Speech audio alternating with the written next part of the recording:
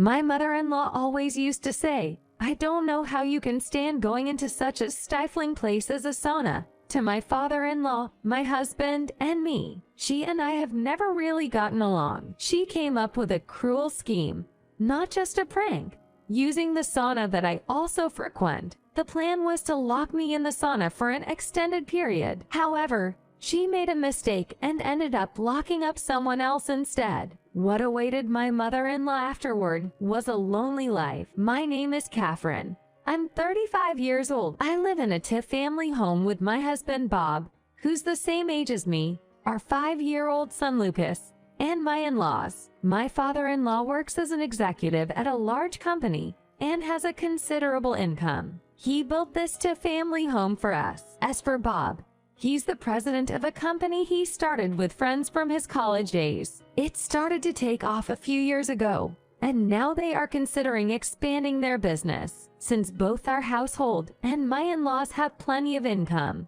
both my mother-in-law and I are stay-at-home wives. However, once Lucas starts elementary school, I'm thinking of getting a job. One reason is because my mother-in-law is always making unnecessary comments about my cleaning, such as, "Catherine, are you really cleaning properly? I see a strand of hair here. Where are you focusing your attention? Or you're going shopping now, right? Can you pick up the items I've listed on this memo too?" She intentionally sends me to buy heavy items and is always imposing troubles and harassment on me. In addition to that, she invades our private space and uses my treasured designer bags without permission. Even when I call her out on taking my bags without asking, she justifies herself by belittling my bags and saying, "It's okay to share such a bag. It's not like it's one of my bags worth over $10,000 LOL. I take care of the bag that my mother-in-law used before I can use it again. If she just didn't use them without asking, I wouldn't have to do this. Each time I care for the bag, I think about installing a lock on my room door. I figured the best way to minimize the damage caused by my mother-in-law was to avoid being around her. I've told Bob everything about my mother-in-law's outrageous behavior, so he's supportive of me getting a job in the future. Right now, the only option I have is to endure, and I have another complaint about my mother-in-law. That is, she constantly tells Lucas to study. We as parents don't expect him to study that much before he starts school. We think it's sufficient that he can read and write alphabet and numbers at kindergarten. But my mother-in-law insists he's 5 years old. He should start studying early, and buys unnecessary workbooks and forces Lucas to do them. I sternly tell her we'll take care of Lucas's studies, so please don't arbitrarily make him study. But she doesn't listen. Lucas has disliked my mother-in-law, who always pushes studying, for quite some time now. When Bob and I are around, he'll play in the shared space, but otherwise, he mostly plays in his room. My mother-in-law spends her days oblivious to the fact that she's disliked by her grandson. Despite this living situation, there's something in this family home that I absolutely love. It's the sauna. It's a small home sauna, but my father-in-law has always loved saunas and was determined to install one when they built the house. On top of that, saunas are booming now, riding the trend. Both Bob and I actually love saunas. We used to go out if there was a good sauna, so having one at home is like a dream come true. My mother-in-law dismisses the sauna, saying there's no way I'd go into such a stuffy place as a sauna. But my father-in-law, Bob, and I absolutely love it. However, a big incident would soon occur in this sauna due to my mother-in-law. My mother-in-law shows her bad nature at home, especially in front of me. But she has a good public face and seems to have many friends. She often goes on trips with these friends. They've refrained from traveling in recent years due to the unstable global situation, but it seems they've decided to go on a day trip next month. My mother-in-law, excited about her upcoming trip, unusually started a conversation with me, even though she usually limits our interactions. I finally decided to go on a trip with my friends next month. She said happily, "That sounds nice. Where are you going?" I asked. Even though I wasn't particularly interested, we thought we'd stay close this time since it's been a while. So we're going to Cape Cod. We can also enjoy spring strawberry picking, she replied. Indeed, my mother-in-law loves fruits. Cape Cod could be a nice, warm place to visit, don't you think? Yes, you're right. If it's warm, I wonder what I should wear. It's been a while since our last trip. Maybe I should buy new clothes. Oh, I'm going to buy lots of souvenirs for everyone, so look forward to that. With that, she returned to her room in high spirits. I thought she'd probably tell my husband the same thing. As expected, my mother-in-law told my husband about the trip. At that time, Lucas was by his side. When my mother-in-law mentioned strawberry picking, Lucas perked up. He didn't ask her anything. But once my mother-in-law finished talking and returned to her room, Lucas started asking his father something. Dad, is strawberry picking fun? I want to eat strawberries too. Being adorably questioned by Lucas, my husband said, You like strawberries, right, Lucas? How about we go just for the strawberry picking? And I bet Kayla would join us, right? My husband asked me to. Who was in the kitchen? Of course I'll go. On the contrary, it would be unfair if you two left me behind, haha. When I said this jokingly, my husband apologized with a laugh and said, I'll look into the strawberry picking, and let's definitely go next time. And that's how we decided to go out as well. After the trip was confirmed, my mother-in-law started treating me nicer, like a different person. She would clean the shared space that I usually did, and even prepared breakfast. When everyone was surprised by her behavior, she said, Well, I can do it if I try.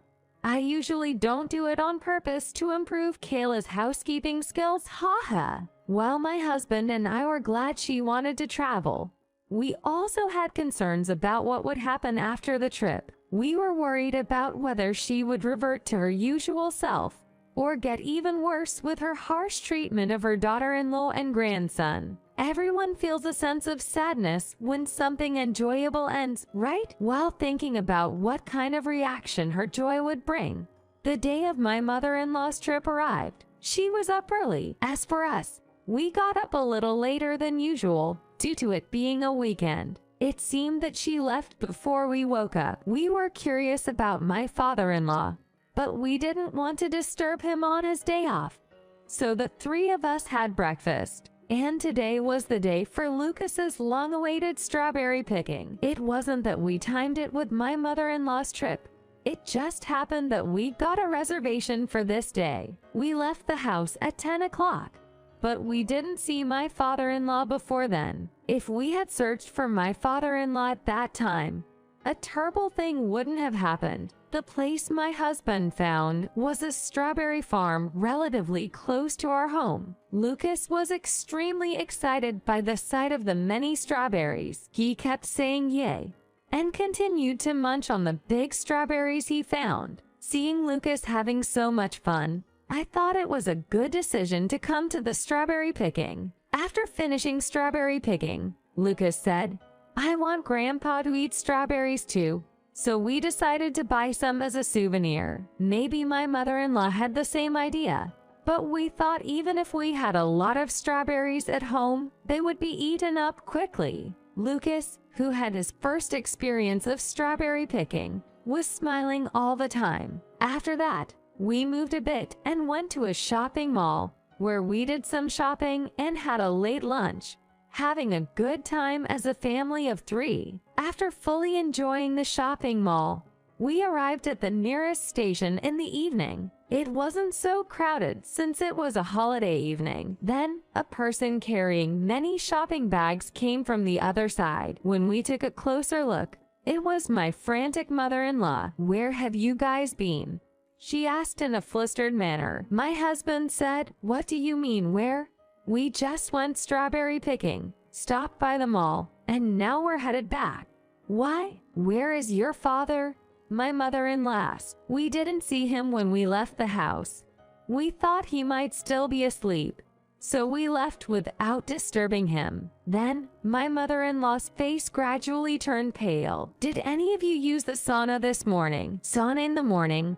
Even though we like the sauna, we wouldn't go to the sauna on the morning of an outing. When we told her this, my mother-in-law dropped her bags on the ground and rushed to the taxi stand. Not knowing what was happening, we collected the bags my mother-in-law dropped and hurried after her to the taxi stand. Since all of us couldn't get in one taxi, my mother-in-law and husband got in one first and hurried home. Hikaru and I immediately hopped into the taxi behind us and started to follow the other two. My mother-in-law began to talk, her face pale inside the cab. I saw the sauna running this morning.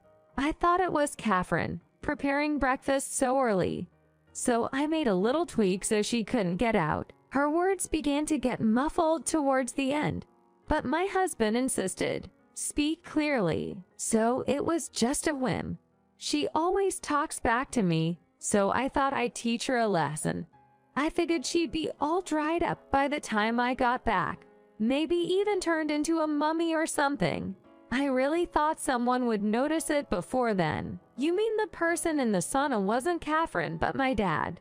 Probably. Just as I was getting the full details of the incident from my mother-in-law, we arrived in front of our house. Because my husband had connected me via phone, I was able to stay updated on the situation. We arrived home a little after my husband and his friends, just as my husband was rescuing his father. In a panic, I called for an ambulance. My mill was standing there, frozen, unable to do anything. Of course, my father-in-law was unconscious. To think that he had been trapped for hours in such a hot place without any drink. Before the ambulance arrived, I prepared cold packs from the freezer to try and cool him down a bit. While I was doing this, the ambulance finally arrived. My husband accompanied his father on the ambulance, who was then transported to the hospital. We decided to wait for a call from my husband before heading to the hospital. During this time, I spoke to my mill. Do you understand how dangerous it is to trap someone in a sauna? Did you see the state your husband was in? Do you realize the gravity of what you've done? My voice gradually grew louder. After all, the original target of my mill was me. The mere thought of it sent chills down my spine. Mill, with her head hung low, did not respond at all. Then, I received a call from my husband. Apparently, my father-in-law had been taken to a general hospital nearby. We got into our car and headed to the hospital. At the hospital, my father-in-law was being treated. The doctors must have been shocked to hear that he had been trapped in a sauna. Since my father-in-law's treatment was not yet finished, and no one came to explain anything to us, I presumed the situation to be rather critical. My mill, looking small, sat on a chair and prayed for my father-in-law's recovery. If my father-in-law were to pass away, would my mill be charged with a crime? I'd like to see her held accountable. An hour, then two passed, before a doctor finally came to explain. He was severely dehydrated, but he seems to be heading towards recovery. I must warn you that his condition was life-threatening when he arrived.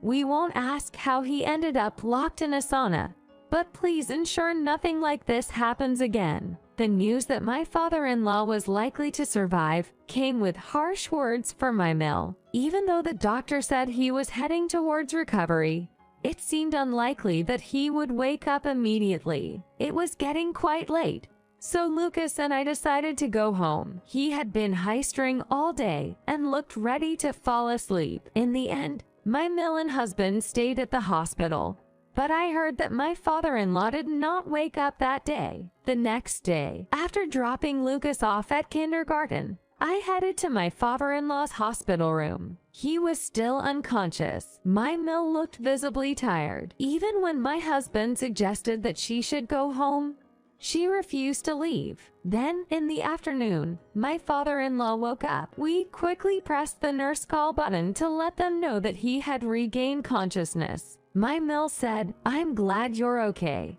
and clung to my father-in-law, crying. At that moment, doctors and nurses gathered for the examination. For a while, We waited outside the room to avoid disturbing them. After everything was over, the doctors left. One of them told my husband that they needed to talk, and my husband left the room. "Is this a hospital?" my father-in-law asked feebly. "Yes, it's a hospital, Dad. I'm really sorry.